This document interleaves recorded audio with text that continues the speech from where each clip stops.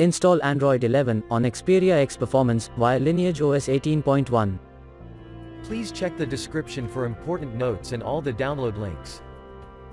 First, download ROM and GApps packages, then transfer the downloaded files to the phone storage. Link is in the description below. Step 2. Boot your device into TWRP recovery. Once in TWRP, click on Wipe, Advanced Wipe, and select the check boxes, as shown in the image, excluding internal storage. Step 4. Swipe the button to wipe the device. Step 5. Go back to the recovery main screen, and tap on the Install button. Step 6. Navigate to the storage, and select the ROM ZIP file. Step 7. Finally, swipe the button on the screen, to install ROM file. Step 8. Flash the GApps zip package, in the same manner.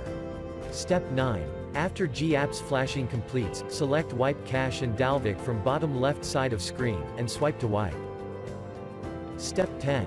When the flashing process is complete, hit Reboot System. That's it, you have successfully installed the ROM on your device.